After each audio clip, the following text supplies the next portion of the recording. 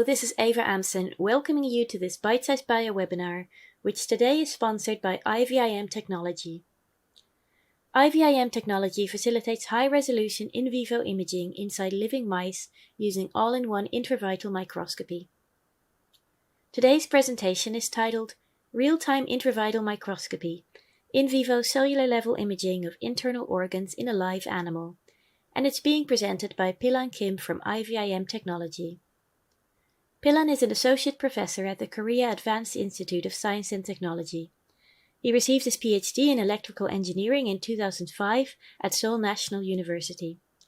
After his graduate studies, he became a research fellow at Harvard Medical School and Massachusetts General Hospital in Boston before taking up his current role as associate professor in 2010. He is also the CEO of IVIM Technology, the global #1 provider of IntraVital microscopy solutions to the pathophysiology of various human diseases in vivo. As always, we will have a question and answer session after the presentation. So please type any questions you have into the questions box, which appears on the top right panel of your screen, and I'll put them to Pilan at the end. Details of how to access the on-demand recording of this webinar will be sent to you by email shortly. So now over to you, Pilan, for the presentation. Hello, my name is Pilan Kim from IVIM Technology. Thank you for attending today's webinar. So today, I'm going to talk about real-time IntraVital microscopy technique, which is capable of in vivo cellular-level imaging of various internal organs in a live animal. So this is the slide show you how what IntraVital microscopy can do. So as you can see in this video in the middle, compared to the conventional X-ray, CT, or MRI imaging, providing this tissue-level structural information, IntraVital microscopy can provide a very detailed live video in cellular level in a live animal model. This video in the middle is obtained from the lung of a sepsis mouse model. In green, you can see the blood circulation, and in red, you can see the neutrophil inside the vessel. So as you can see in this video, this neutrophil inside the vessel, they are very active. They are moving around very actively. And then all of a sudden, they make a small cluster in the middle, right? And then this cluster blocks this arteriole in the middle. And then it, disturbs the full blood circulation in the lung. So this is the key cellular level phenomena happens in the lung of a sepsis mouse model, also in a human patient as well. So this is the small device we used to stabilize the lung for this high resolution cellular level imaging from the lung of a sepsis mouse model. So this is the small window. So actually we export the lung of the mouse model, and then we suck out the air inside this chamber and then build up the negative air pressure and thereby stabilize the motion of the lung temporarily against the transparent cover glass. And after that, we can obtain this higher resolution video for 10 minutes actually. Well, actually we can extend the imaging time more than 10 minutes, actually, up to 1 hour or even a couple of hours.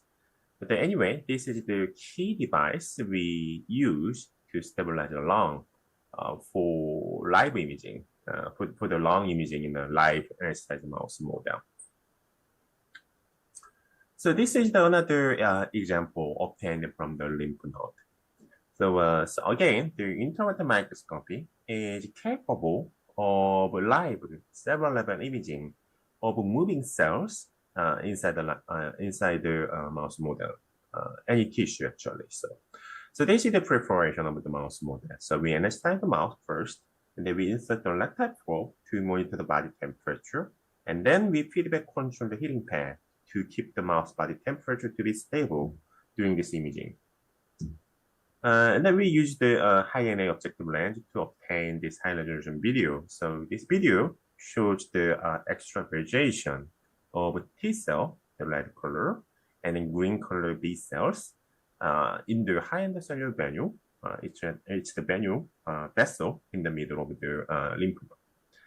So this is a 2-hour time-lapse video, and then you can see where and when this T cell and B cell extravasate from the lumen of the HIV to the lymph node parenchyma. So these arrows, point out the position of the extravasating point of this T cell and B cell. So as you can see, this extravasation point is rather limited in terms of the spatial location to facilitate this active T cell and B cell movement from the HB lumen to the lymph node parenchyma. So again, we can obtain this very high resolution cellular-level live cell images video from the live tissue in a live animal model. Well, in addition to the cell, if we can label the drugs or some nanoparticle or extraparticle, we can image that drug as well. So this is a good example of that.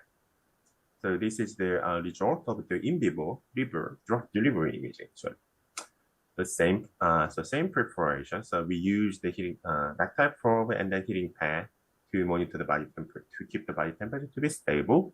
And then in addition to that, we catheterize the, I'm sorry about this. So we catheterize the tailband so we can inject the fluorescently labeled nanoparticle through the tailband.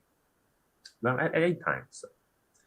So when I start this video, this video will start soon again. So when we'll start the recording, we did the intravenous injection of the nanoparticle, this red fluorescent nanoparticle. And then as you can see in this video, this nanoparticle appeared in the liver sinusoid in the liver of this mouse model. Well, about after 10 seconds. And then you can see how this nanoparticle flows through the liver sinusoid and then start to accumulate in the certain location inside the liver sinusoid. As you can see in the middle, in this bifurcation point, or this point, or this point. And then you can also see the flowing nanoparticle inside. So this is a very nice example of the to show the power of the IntraVital microscopy to analyze the drug delivery in a live animal model in microscopic scale. Well, that was about 30-second video, but we can extend a little bit. We can extend the imaging field actually much more than that. So we can extend it. So this is the one example of 24-hour imaging obtained from the live mouse model. Well, in this particular example, we use another technique called dorsal skin fold chamber. So we can basically, implant this imaging chamber into the back skin of the mouse model. And in the middle of the window chamber, we inject GFP, the green protein expressing human triple-negative breast cancer cell. And then we let this breast cancer cell grows over 2 weeks. So this mouse will bear this, human breast cancer tumor actually on the back skin. And then after 2 weeks of that implantation of the dorsal skin fold chamber and breast cancer cell, we monitor the delivery of the nanoparticle to this cancer cell through the tailband again. So let me show this slide first. So as you can see, this nanoparticle and this blue to begin with, this blue color is actually the vessel endocellular cell. This vessel endocellular cell, vascular endocellular cell, was fluorescently labeled by injecting antibody conjugate, CD31 antibody conjugate with the fluorophore. So at 2 hours before this imaging, we intravenously inject this anti-CD31 antibody conjugate with this blue color fluorophore, and then it systemically label all the vascular endocellular cell. So thereby, we can, nicely, image this vessel inside the tumor, inside these breast cancers. Okay, and then up to 6 hours, so we keep the mouse to be anesthetized, and then we continuously monitor how this red color, red fluorescent nanoparticle appears inside of this tumor vessel. So as you can see, from 2 hours to 6 hours, the amount of nanoparticle inside the vessel is significantly increased.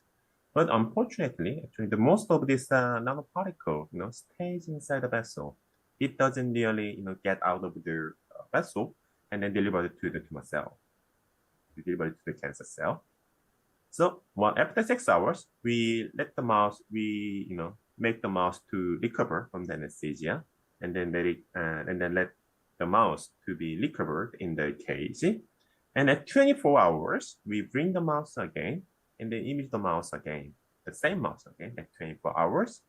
And then at 24 hours, now we can see, the amount of nanoparticle inside the vessel is again increased a little more. And then finally, we can see this nanoparticle is much more, get out of the vessel, this blue-colored vessel, and then delivered to the cancer cell. So you can see here. So for example, this cancer cell and this one, and also this one, this nanoparticle was delivered to the cancer cell, get out and then, right? So, basically we use the vessel, as a landmark to find the exact same location. And then, so this is a good example how we can use IntraVital microscopy technique to monitor the drug delivery in a tumor model, the human tumor model in a mouse. So those are the three examples. So the IVIM technologies, IntraVital microscopy, can enable a dynamic 3D imaging of various cellular-level dynamics compared to this macroscopic scale imaging technology, such as X-ray, ultrasound, or PET-CT, or MRI, or OCT or LPDI. And all those imaging modalities can provide only organ or tissue-level structural information. Compared to that, the IntraVital microscopy is capable of much higher resolution imaging in a live animal model. So it can enable a dynamic 3D imaging of various cellular-level dynamics, such as cell trafficking, the movement of the cells, and the cell-to-cell interaction or cell-to-microenvironment interactions inside the live preclinical animal model in vivo.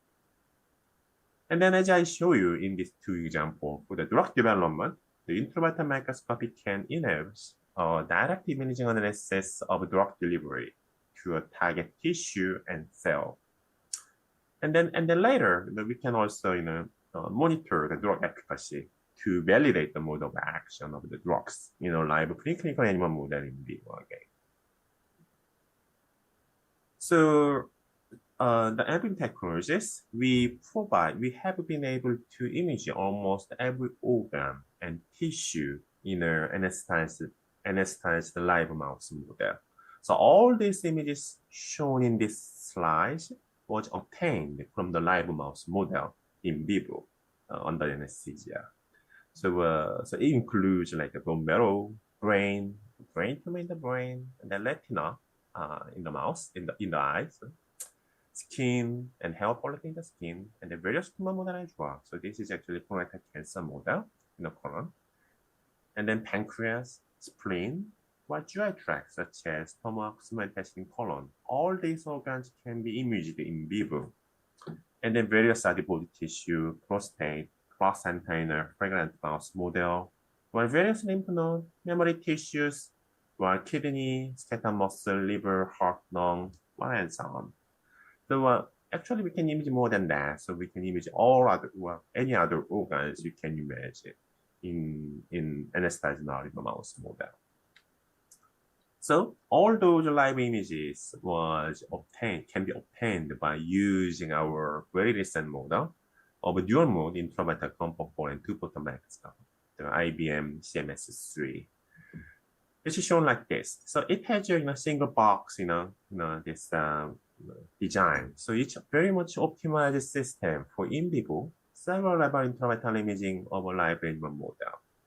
And then it has all-in-one packaging, like this single box all-in-one packaging for easy installation and cost and space saving. And also it can provide you the high usability as your users. So let me show you one short video clips in here. So our IntraVital microscope box here. And then, as you can see, you can open up the slide in the middle, and then we can, slide out the stage. And then actually this stage is equipped with the heating pad as well, the feedback on the heating pad to keep the mouse temperature to be stable during the images. And then we can, bring the mouse under the this high NA objective lens, and then through the imaging window, we can image the internal organ of the mouse model. And inside this microscope, we have confocal detectors and the lasers. Like this, we have 4 detectors for confocal detection, and then we also have a two-photon laser inside, and then we also have 4 two-photon detectors inside. So we can capable of 4-color simultaneous confocal detection and also 4-color two-photon detection as well. And then using those 4-color detectors, we can obtain this very high resolution 3D cellular structure from the live mouse model. So this is the real photo we show you. All right. Okay. So inside this box, actually, so we integrate very compact 920 nanometer femtosecond pulse laser module, which is capable of two-photon excitation, and together with 4-channel two-photon detectors inside. And then we also provide fiber-coupled 4 wavelengths CW laser module, confocal laser module, and then together with 4-channel confocal detector inside. So actually inside this box, we have a total 8 detectors. 4 detectors for two-photon imaging and 4 detectors for confocal images. And then we also have additional optical ports for other type of laser, such as tunable titanium sapphire femtosecond pulse lasers for tunable tunable wavelengths, two-photon images. So, well, let me briefly give you the working principle of a confocal microscope. By using the detector, by using the pinhole in front of the detector, it can, efficiently reject the fluorescence from out of a focal plane, as shown in this, schematics. And then the fluorescence from the focal plane can be, passed through the pinhole in front of the detector and can reach the detector. So, and then it can be detected. So by using this in a confocal configuration, confocal pinhole and detector configuration, we can obtain the high resolution sectioned imaging from the sick tissue inside the live mouse model. So this is one nice example to show you the very wide area lymph node images we obtain from the lymph node. So red color is the vessel, green color is actually the dendritic cell, CD11-6 branching dendritic cell, and blue color is the live one staining, shows the stroma structures. So anyway, so this is another the 3D imaging example obtained from the in vivo adipose tissue of the live mouse model in vivo again by using our confocal microscope model, ABMC. So in this particular example, we use adiponectin Cre crossed with the MTMG mouse model. And then this is the G-stack images. So actually at different depths with the interval of 4 micrometer, we obtain multiple confocal sectioned image from this adipose tissue. Okay, so this is optical, sectioning. So we can, penetrate through the adipose tissue with the 4 micrometer interval, and then obtain this high resolution sectioned images that is shown in here. And then green color is the adipocyte, and the red color is vesicular endothelial cell, basically vessel, and also some other immune cells shown here. And then after obtain this very high resolution sectioned images, we can make this 3D rendered data out of this G-stack images. So as you can see, we have a very high resolution, like a sub-micrometer resolution in 3D from this adipose tissue. So this is the two-photon microscope, the working principle. So instead of a single photon excitation used in confocal microscopy, in two-photon microscopy, we use femtosecond near-infrared femtosecond pulse laser to facilitate their two-photon excitation, as shown in this photo. So, and then this two-photon excitation only happens at the focus.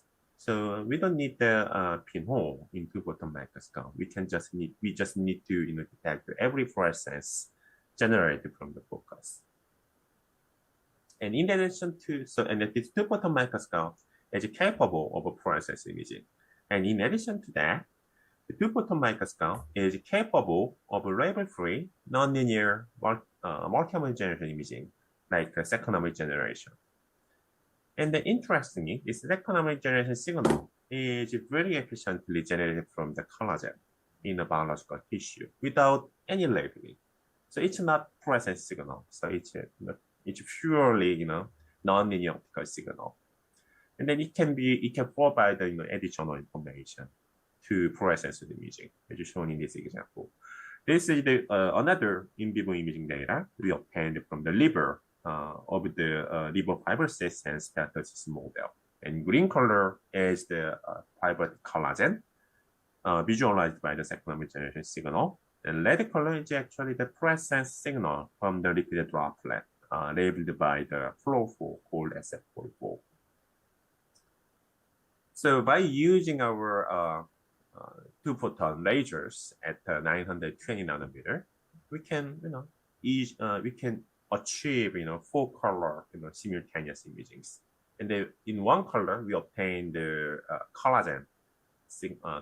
We can, obtain the second generation signal to visualize the collagen. And then in this particular example, the nuclei is expressing GFP under the H3 promoter. And then the red color is all other cell under the promoter of the ROSA26 actually. And then blue color is angiographic in near-infrared colors, infrared color actually. So this is the G-stack data, another in vivo G-stack imaging data obtained from the skin. And as you can see, nicely distinguish the individual cell nuclei and then this normal collagen and vessel, and this big vessel in the middle under this normal layer, and this blue color shows the blood flow. Another example, so this is another example obtained from the muscle to show you what kind of imaging data you can obtain by using our two-photon microscope. So we can nicely see the myocyte, and then this vessel lumen, and then capillary and the nuclei in the muscle. We see the image data obtained from the pancreas. So again, nuclei, the membrane and vessel, and also this the outer capsule of the pancreas can be nicely imaged together. This is the data obtained from the kidney. So we can identify, we can distinguish this tubular structure of the kidney and the nuclei of the cell, and then this intertubular capillary vessels. Spleen, okay, again, so we can see the numerous cells, and in the first place we can see the this capsule of the spleen, and then we can see these vessels. Now all those 3D and 2D and 3D, and also timeless 3D data, the 2D, 3D, 4D imaging data can be visualized and analyzed by our own image processing software called IVIM Studio. So this is the 3D data, one example, and this is 4D data actually. So basically we can take a G-stack imaging with a time interval, and then so that's so it's basically 4D data, and then we can visualize it like this. And then this is the 3D data, so we can even rotate it like this in 3D space. So compared to confocal and two-photon microscope, so the working principle is a little bit different. So in confocal microscope we use pinhole. In two-photon microscope we don't need the pinhole. Okay, and then in two-photon microscope we use femtosecond pulsed laser, near-infrared wavelengths, and then thereby you can provide more imaging depths in biological various tissue and organ of the live mouse model. So we can image up to 250 to 700 micrometer.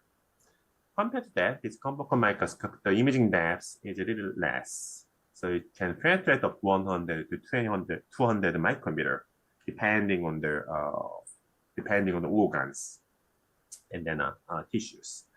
But the advantage of a confocal microscope is it's very easy to use, and then it's much more efficient in multicolor images. Compared to that, in two-photon microscope, we only have one wavelength, so thereby this multicolor imaging capability is a little bit more tricky. So this multicolor, the choice of profile is rather limited in two-photon microscope, but it has the advantage of improved imaging depths in a tissue. So, and then again, for both of these confocal and two-photon microscope, we have a very high-speed laser scanner inside. So, and then it's capable of very high-speed real-time imaging, up to in the imaging speed in the range of 30 frames per second to 100 frames per second, with 512 by 512 pixels per frames. And this high-speed imaging capability was implemented by using rotating polygon meter inside. So this multipassive polygonal meter rotates in very high speed, and then we can achieve a uniform, very high speed excitation illumination over the entire imaging field of view. And then our standard model gives you 30 frames per second, and then we have a higher speed option up to 100 frames per second. With again, with the 512 by 512 pixels for frames. So this video rate imaging capability is fast enough to monitor the blood flow. Well, actually, this is the RBC flow, red blood cell flow inside the tumor model.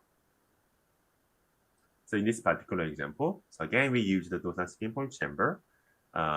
We inject this LIC-GFP cell, the pseudo-colored in blue in here, and then after 2 weeks, we inject the fluorescently labeled red blood cell through the tail vein, so we can see this fluorescent red blood cell flowing inside the vessel. And then at the same time, we inject this anti-CD31 antibody conjugate to label endocellular cell. And then we can nicely see this blood flow, RBC cell flow in this tumor model. And interestingly, on this vessel, in this vessel in the middle, we can nicely see the blood flow, the RBC flows. But in this vessel on here, this RBC flow is much more sluggish, much more slower, right? It's because this vessel is physically compressed by this surrounding tumor cells. Okay, and then later time point, this vessel will eventually regress. And then that's the one of the cellular mechanism to build up the hypoxic necrotic core at the center of this tumor model. And again, in the lung, we can do the same thing. We can nicely monitor the flowing red blood cell in the capillary in the lung, as I show you in here in this real-time video. And then we can also see this iris flow in the heart as well. Okay, so we provide the heart imaging chamber as well. So from the heart, this is actually the coronary artery and the capillary. And then in the red color, you can nicely see the flowing red blood cell in the heart coronary artery vessels. And then we're also recently working on developing the AI processing model. And then this AI processing module can nicely remove this grainy noise from the real-time video, as I show you in this example. So, so this is the raw data actually obtained in 30 frames per second. So each high-speed system. So because it's high-speed system, we always have this noise in the images. And then now it's the error of the AI, so we can remove all this noise using our own AI model, and then recover this, and then build up this very high resolution, very high resolution and high SNR, high-speed video data. So this is the data obtained from the muscle. So as you can see, compared to the raw data, so we can nicely remove all the noise, and then recover this high resolution, high SNR real-time video from the muscle of this mouse model. And then this is from the kidney. So again, we can nicely distinguish the tubule, capillary, and then flowing red blood cell in real time. Okay, and then compare, and then together, as we have this very high-speed imaging capability, we also can implement this automatic live tissue motion compensation function. So although I didn't tell you before, and then in real situation, all the tissue and organ is moving in live mouse model. So this is the real time. Again, this is the real time video. So and then this is one of the very typical motion you will see in a live organ and tissue. And then our solution is very much straightforward and efficient. So we have a video rate imaging capability with 30 frames per second as a default. And then we can analyze the motion of this tissue by looking at the position of all this cell, right? And then this vessel as well. And then we have our own algorithm for frame by frame, motion compensation, as you can see here. So, all this, one cell, it just moves around in this continuous video, as you can see here. And then we can do frame by frame compensation, and then recover and then, nicely, compensate the motion. Like this. And then this motion compensation is very important to obtain this high resolution, stabilized and high SNR video from this moving tissue in a live mouse model. And then to begin with, to implement this frame by frame motion compensation, in the first place, you need to have this video rate imaging capability. So this video rate imaging capability provides, provides the capability to visualize the very high speed phenomena such as IVIS flowing inside. And then it also has additional advantage to make the motion compensation to be efficient. And then, to be very nicely done, as I show in this slide. So this is another example. So this is actually kidney. So all this, different pattern and different type of motion can be nicely compensated by using our automatic motion compensation algorithm. So in our software, it's implemented like this. So this is the real-time video. And then what you need to do is you just activate the motion compensation functions, and then just the image capture button. And then, well, voila. After several seconds, you can get this motion compensated image out of this moving tissue. So final, and then we also, to deal with the live animal, we provide the animal body temperature monitoring and the maintenance systems together with touch-based tablet to control it. And then we also provide comprehensive sets of apparatus for various internal organ images. So this is the screen capture of our tablet controller shown in here. Okay, so we have a heating system to keep the body temperature of the mouse, so as I explained before. And then we also provide a glass heater actually to stabilize the tissue temperature during the imaging as well. So when you open this door, we can slide out this heating plate holder, and then we can put the mouse model in here, and then do the images. And then by using our microscope, we can image all different organ and tissue, as I shown in here. So let me briefly, quickly go through how we can image all these different organ and tissues. So yeah, this is our data obtained from the skin to show the dynamic immune cell movement. So in this particular example, we use a Rhizome GFP transient mouse model. So in this mouse, the neutrophil and macrophage express GFP. And then together with the vessel, this light color is the vessel, we can nicely see the movement of this cell, this immune cell inside the tissue. And then this is our work published at 2017. So in this particular example, we inject the protein, the purified protein, in the dermis using microinjector, and then we can monitor how this protein, initiate this neutrophil and macrophage infiltration to the injection site, as I show in here. So this is 3 hours after and 6 hours after this KRS protein injections. So you can, directly see, the recruitment of this neutrophil through this KRS protein injection site.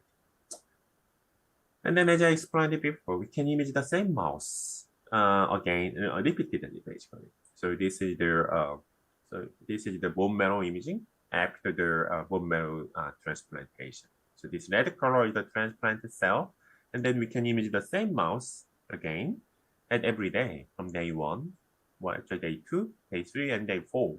And then we can see, and then you can see how this transplanted cell, engraft at the certain location inside the bone marrow from day 1 to day 3. And then we can see the, dramatic increase of this transplanted cell area from day 2 and day 4. So this is the time when this transplanted bone marrow cell, start to proliferate. So when we take the video at day 4, between at day 3 and day 4, it looks like this. So all these individual, small cluster is look like this. And so we can see this proliferation of the cell, as you showed in here and here. Then we can also see the migration of the other transplanted cell to make contact with these cell clusters. And then we can do it even longer time point from like day 2 to day 10. And then we can see how this transplanted cell behave at the same location in the bone marrow in the same mouse model. And in this example, I already explained that we can image the liver and then, to monitor the drug delivery, as I showed in here. In addition to that, we can, monitor the same mouse for a longer time period of time. So this is our recent data obtained from the non-alcoholic fatty liver disease mouse model. In yellow color, we can see the lipid droplet, and then blue color cyan, etc. the vessel. Then we can see the increase of this lipid droplet from the mouse model. So again, we can nicely label this lipid droplet in a live mouse model by intravenous injection of this FLO4, SF44. And then in a liver fibrosis model, we can use this second image as a signal to visualize the collagen. And then, so this is our one data. So the red color is the lipid droplet, and the green color is the collagen at the fatty sinusoidal space. And then, well, of course, this is two-photon imaging data. So we can do G-STAG images, and then we can nicely observe, how this, perivascular perisinusoidal fiber collagen is accumulated at this sinusoid area. And this is our result obtained from the small intestine. So we can image the small intestine by after the externalization of the small part of the small intestine. So this is the another real-time video showing the lockjaw movement in the small intestinal villi. And the red color is actually the fatty accident, the mid-chain fatty accident. And then this fatty accident from the small intestinal lumen, from the villi, and then later it transfers through the lymphatic vessel in the mesentery, as I shown in here. Right? And then very recently we are able to image the small intestinal crypt cell as well. So instead of look from the luminal side, we can obtain this very high resolution crypt cell, high resolution imaging of the crypt cell from the outside of the small intestine. So we can penetrate through the muscular layer of the small intestine, and then image this crypt cell, at the bottom of the small intestine. And then also we can use, a very variety of the imaging window technique for including the thoracic pulse chamber, abdominal imaging windows for long-term abdominal organ imaging, and also cranial imaging window as well. So the thoracic pulse chamber, I already explained this example. So it's very nice technique to monitor the cancer xenophatic mouse model for several weeks to even months actually. And then by using this thoracic pulse chamber, well, we can nicely monitor the drug delivery to the tumor cell or cancer cell, as I shown in here, in a period of 24 hours. Or even we can extend it, like 3 days interval, image the exactly same position, and then see how this tumor cell and then tumor vessel changes. And then we can also compare the normal control, and then we can also see the impact of the treatment. And then this is the one very nice example to show the anti-angiogenic treatment, result of the anti-angiogenic treatment, right? So we can suppress the tumor vessel remodeling. So abdominal imaging window is again, it's a very nice tool that can be implanted on the abdomen of the mouse model, and then image the internal organs such as pancreas and spleen. And this is our very recent work of the pancreas tumor images. So we make the pancreatic tumor model by injecting this PANCO2 GFP expressing cancer cell into the pancreas, and at the same time implant this pancreas imaging abdominal window. So from day 1 to day 15, we can image the same mouse. And then we can obtain this very high resolution images to showing this GFP expressing pancreatic cell and also vessel changes. So this is again same location, same mouse from day 9 to day 14, and then we can see how this pancreatic cancer cell proliferate, and then how tumor vessel changes over time. In the cranial imaging window, so we make a small hole in the skull, and then put the glass, and then after this surgery, we can image the brain very nicely. So this is the wide area JSTAC images. So you can see this vessel in the meninges, and then we can see the penetrating. So this is the meninges actually, and then we can see the brain and the brain capillaries and the nucleus and the vessels. And then what we can do was we can target just one vessel, one penetrating arteriole, and then make a thrombus there. Then after that, we can observe how the brain tissue changes in cellular level from day 0 to day 30. So again, this is the same mouse model. Then we can observe exact same location to see how this astrocyte and pericyte and endocellular cell and neurons changed over time. And then we can also do functional analysis as well. So again, by injecting the dextran, fluorescent dextran, we can monitor how this vascular leakage happened at day 3 after this microinfarction or photothrombosis, right? So you can see this red colored dextran actually leaked out from the blood vessel at day 3, but interestingly, it recovered at day 5, right? So this is the same location again, same mouse model. So again, we used this vessel as a landmark to find the exact same location. So basically we observe the transient BBB dysfunction of vascular leakage at day 3, right? And then from day 3 to day 5, this is the cellular level phenomena happens in the vessel, surround the vessel.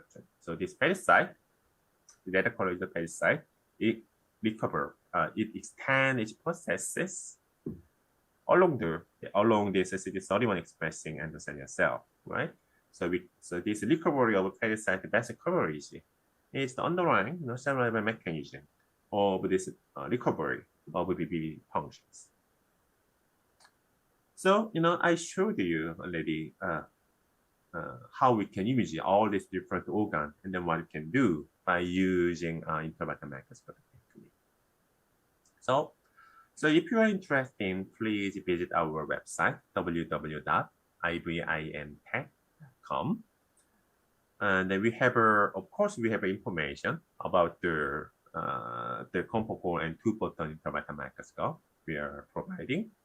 And then we also have a customization option for other, very special application. And then you can find the information about how we can use the IntraVital microscopy technique to study the various disease models. And then we also have uploaded a series of webinars focusing on specific topics like peptide or nanoparticle imaging or exogen imaging, or direct visualization, and so on. And then we also provide the research service as well. So we have our own animal facility and then imaging lab. So if you have any material or a disease model to images, just ask us, and then we can do the animal IntraVital imaging analysis for you, and then provide you the report. This is one example actually. So in this work, we monitor the delivery of the exosome at 10 minutes and 30 minutes after the injection. So you can see this radical exosome were delivered to the target cell rapidly only at 10 minutes after the injections. The intravenous injection, and then it's internalization at 30 minutes after the injections. So we, IVIM technology, we provide the all-in-one IntraVital microscopy system. We also provide the research service as well. And then we have a specialist team, the in-house specialist team, and then in-house lab with the advanced know-how of IntraVital imaging, more than 10 years. So we can consult how to design the IntraVital imaging instrument, and then we can provide all the technical detail, how to fulfill the mouse model, and how to label, for instance, label the cells in a live mouse model, and so on. And then so we can provide this very advanced technical support for IntraVital to design and optimize your IntraVital imaging applications. And then, of course, we can also provide the training and technical service as well.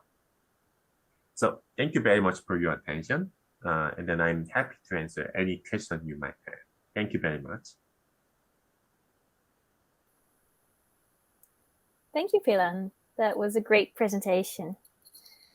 We've got a few questions from the audience. If anyone else has a question, please feel free to post this in the questions box that appears on the top right of your screen. So let me start off first with this question. How many days can I observe the target tissue in a living body when I adapt to the imaging window? Okay, that's a very good question. So it depends on the tissue and organs you're interested in. So I already showed you. In case of the brain, we can by using the technique called cranial imaging window, we can image up to several months actually. So it's up to we can image the same mouse brain for more than 6 months if necessary. So that's one kind of extreme example. And then in other organ like the abdominal organ, if we use this abdominal imaging window, we can typically image up to 3 to 4 weeks. So that's the typical imaging period we can achieve. And then for other type of organs like heart and lung, it's more difficult actually. So in that cases, in the thoracic organ, we can image the lung and heart as I showed you in the seminar. For that case, we maybe the maximum, we can image twice or 3 times at most there by using those stabilizing imaging window. And then the time interval is maybe couple of days actually. So that might be the maximum imaging period we can achieve for lung and heart. So it depends on the tissue, really. Yeah, it depends on tissue and organs, and then it also depends on what the purpose of the imaging experiment.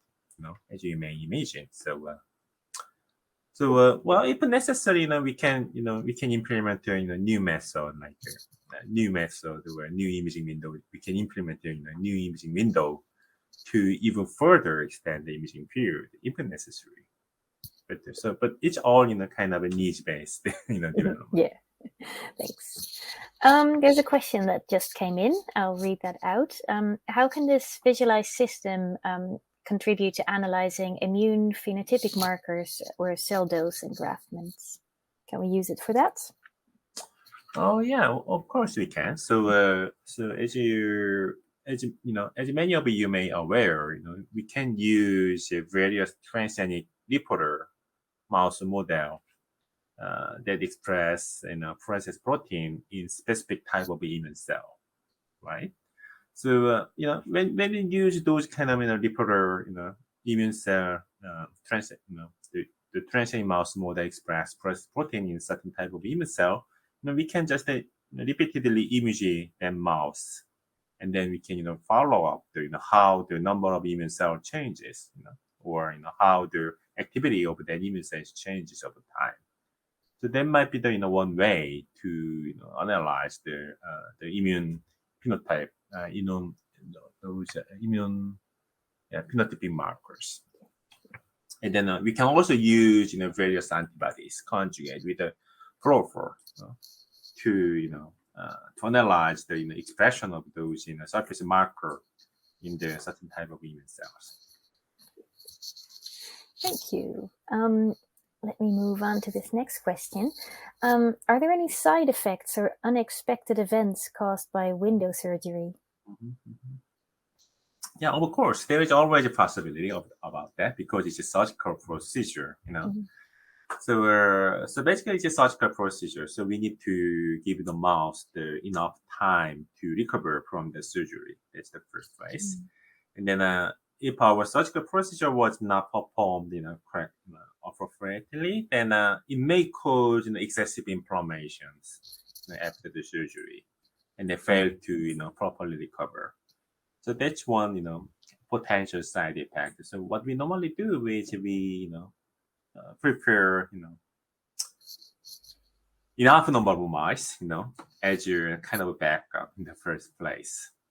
And then the other thing is to bypass those potential side effects of the excessive inflammations. That's one thing. And then also another thing is at the end of the experiment, we always need to check whether our surgical procedure do additional impact on our imaging analysis.